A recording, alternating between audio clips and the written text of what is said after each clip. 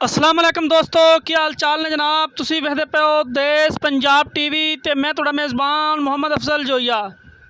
दोस्तों सब तो पहले अपने चैनल नूं करो सबसक्राइब, बैल आइकन का बटन दबाओ ताकि साडी लेटेस्ट और बेहतरीन वीडियो तुहाडे तक बआसानी पहुँच सके। दोस्तों डेली की निस्बत अज एक नीली का शाहकार तोहफा लैके आए हैं, एक नीली का ब्रांड लैके आए हैं।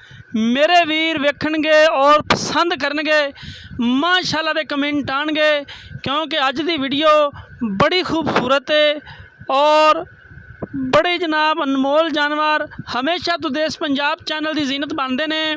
इहो जे जानवर खरीदन और वेखण वास्ते देश पंजाब चैनल का विजिट लाजमी करना है।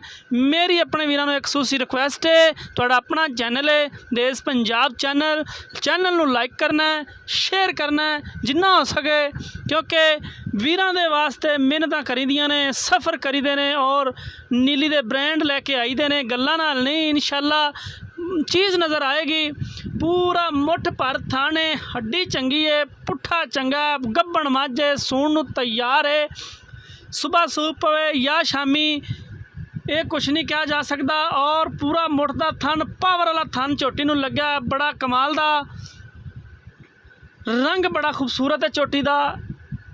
सिंह काठा च मोड़ा होया है, तुन्नी कोली बिल्कुल कोई नहीं, रुग दा थन है और मरले मरले दियां वंडां ने, पूरियां वंडां ने।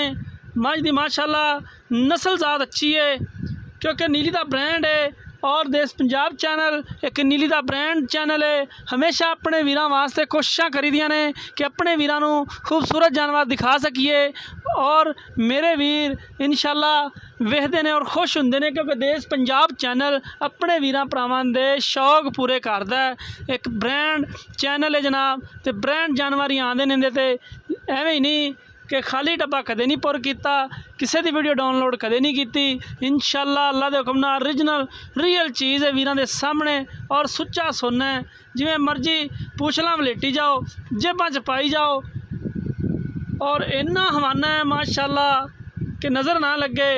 अज दे कमेंट माशाअल्लाह दे कमेंट ने और सोहणियां वंडां थणां दियां, क्वालिटी अच्छी, मझ दी टोर चंगी, मझ दी नस्ल बड़ी चंगी, हर एक चीज़। खुट्टा 1.5 फुट का, हड्डी कवाड़े रंगी, थन मुठ मुठ दा और बूथी वलैत तक लम्मी, तौण कूंज रंगी, हर एक चीज़। अख स्याह काली, मुठ दी वक्खी, हर एक चीज़ ते लगदी पई है बड़ी अच्छी। और काठा च लियांदा सिंह झोटी ने उत्तों रख के मोड़िया, बड़ा कमाल दा सिंह है माशाअल्लाह। इहो जे अनमोल हीरे, इहो जे अनमोल ब्रांड देश पंजाब चैनल तो ही मिलते हैं।